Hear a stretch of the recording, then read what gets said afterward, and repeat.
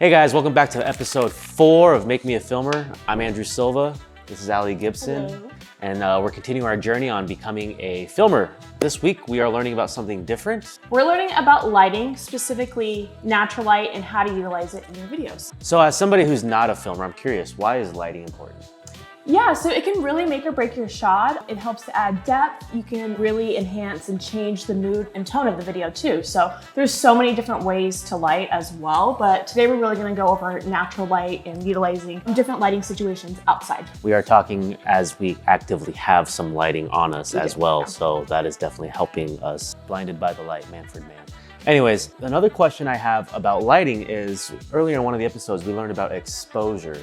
How are those two related, I guess? They really go hand in hand. With an iPhone, you don't really have to worry about exposure just because it does it for you, but they do go hand in hand. So if you turn the light on, maybe you still just need a little bit of help without overexposing something, so you can turn it down on your phone or you can turn it up if the light isn't quite bright enough. So obviously we have this light source here, but what are some other sources of lighting, such as natural lighting you said already? What are some other sources and how can we define them? Yeah, so the best, in my opinion, and I think most people's opinion, is the best type of lighting is golden hour. Now the thing about golden hours is it's sunrise or sunset. So that hour before sunrise or hour before sunset. So you either have to be up early or be out at like 4 p.m. depending on the time. But this is really gonna give you like a beautiful golden even tone. And it's really the best time to shoot something just because it does have like very even and balanced lighting. So we've got golden hour. You have days like today where it's overcast, it's super beautiful, it's diffused, you don't have to worry about the sun being too bright. So today is actually really ideal to shoot outside. Number 3 is shooting in midday. So this is usually when the sun is the brightest, like noon, 2 p.m. And we're gonna talk about a couple different ways to navigate that, because sometimes the sun is bright and it might not look so good on camera. So we'll talk about how to navigate that and shoot in that. You said some very interesting things there. So the first thing I want to talk about is the golden hour. And golden hour is the hour before sunrise and the hour after sunset. Yeah, before sunset as well. Yes. Yep. Oh, before and after. Okay, interesting. So I was always curious about why that's such a good time to shoot. And you were saying that it's because the tones in the sky, I guess, or in the overall lighting are very even? Is that what you said?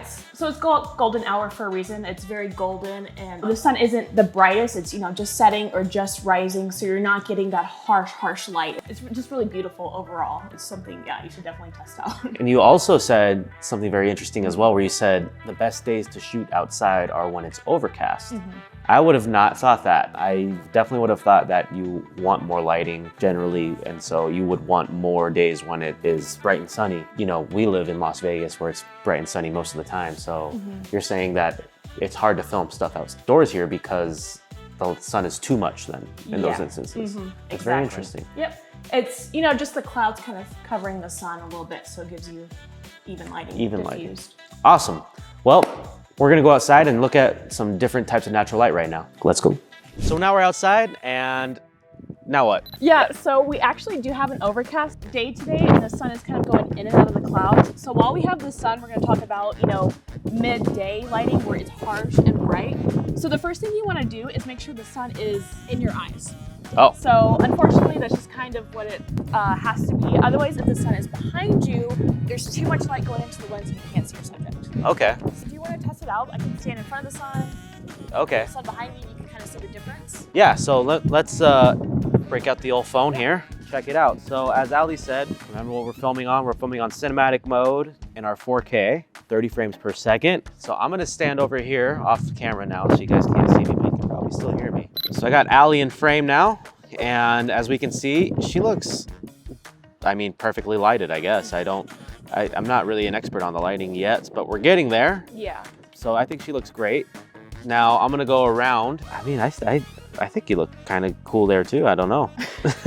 It might be a little bit hard to tell because we do have that, it's like bright by the clouds, so it is a little bit diffused, but on a normal Vegas day where the sun is like really shining, there's definitely gonna be more light going into your lens. So it might look good, but Interesting. typically we do want it in there you know, in front. Yes, as we can see, there is a little bit of cloud action happening. So I've come out a little bit to capture more of the environment. Zooming in on you, it does look a little bit better than as opposed to like coming out. I do see the lighting difference definitely apparent there. Interesting. So right now it is approximately 2:30 in the afternoon here in Las Vegas. We do not have the opportunity to film during golden hour, which will be around 4:45, 5 o'clock. That'll probably be around sunset time. Yeah. That is gonna be a different look and feel. Yeah, another thing that we can do, so, you know, I think you can feel the sun on your face during midday and you're squinting. One of the best options, rather than filming directly in the sun, is taking your subject to shaded area. So do you want to test that out? We can go right over there. Okay. And, just kind of see how it looks like in the shade versus in the sun. Okay, so is it the camera in the sun or the shade, or is it the subject that's in the sun and the shade? Today it'll be both. We can test out both, see what it looks like with the camera and the subject in the shade, but usually it's the subject. So as you can see, we're in the shade now, and we are still, I'm assuming, looking somewhat decent, and that has to do with the even lighting. Is that correct, Aly? Yeah, absolutely. What are some of the scenarios, though, where you can be in the shade, but it's not optimal lighting? What was that called? So that would be called dapple lighting. So let's say you take your subject under a tree, for example. There's a thing called dappled lighting, which is those harsh shadows of the leaves. We want even lighting all around, like you said. So that's something to be mindful of. Think about what the shaded area looks like. Do some test shots, you know, just test it out, see what it looks like, and yeah. So what it sounds like based off of that dappled lighting idea is that we just want to make sure our subjects have consistent lighting. Yes. We want to make sure our subjects aren't half in light, half out light, don't have light spots on them. Yep. And if they're going to be shaded like such, or if they're going to be in the sun like such, they just need to have consistent lighting. Yes. All right, guys, so today we learned about lighting and how that can affect our shots when we're filming. Thank you for coming on this journey with us, and we'll see you guys next time. Bye, guys. Thanks for watching our video. Make sure to like, comment, and subscribe, and also follow us on Instagram at lucyhub.ai.